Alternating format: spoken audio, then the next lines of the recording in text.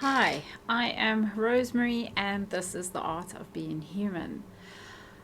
I really love the subject of sovereignty because it means that we are actually in our power completely and entirely. But more than anything, if we look at it from a perspective outside of being a human being, but you look at it from being an eternal being, it gives us back our power of free will, which is something that has been taken away from most people living on this planet. And it's quite a big topic to unpack. But when it comes to sovereignty and when it comes to free will, what that really means is that we are taking unconscious decisions and we're making them conscious. It means that we're taking responsibility for everything that we are experiencing in our life.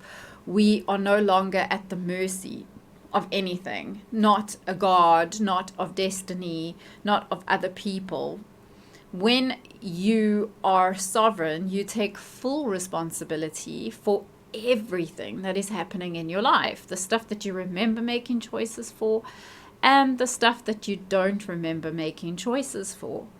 You will never be able to claim sovereignty if you feel that things are happening to you, and you will never be able to claim sovereignty if you feel like external things are the reason why things are happening in your life. That is the most unsovereign view of things that you could possibly have. Absolute responsibility is the only thing that leads you back to sovereignty. And sometimes that stuff might not make sense, and it's not going to make sense. We're in a human body with an ego. And if a person wants to really talk about what will give us that sovereignty, it's the ability to transcend the ego, because then you step fully into your power. You're no longer a victim to your life. You're no longer a victim to the way in which life plays out, but you're rather looking for solutions and to get back to that space of free will. Free will is something that is promised in various teachings across the board within religions, because free will is actually the capacity to make a choice for yourself. But you cannot make a choice for yourself if you do not have all the facts. And there's many different reasons why we don't have all the facts.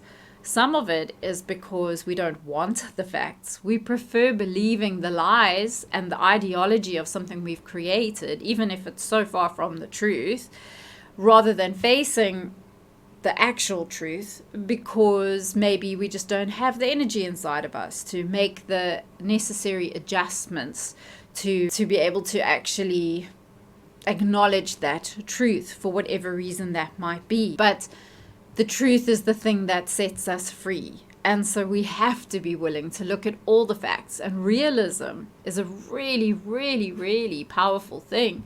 And it's really the only thing that can lead you to a space of being able to be willing to look at all the facts, even if they're not pretty, but you're willing to look at it and then say, well, now I can make a choice for myself. But people are so good at lying to themselves that it makes it easy for anything outside of us to develop contracts with us, because we would also rather believe the lies outside of what's going on rather than actually face the real hard truth. So when I talk about sovereignty, I am not talking about a person who thinks that they can do and say whatever they want. I'm talking about a very deep freedom that gives us back our spiritual freedom, gives us back the ability to release ourselves from all the matrices which bind us to this earth, and then allow us to go back to that original thought, that the nothingness, the beingness, the real us, and then we can make choices again for ourselves. But until we get to that, we will never be sovereign.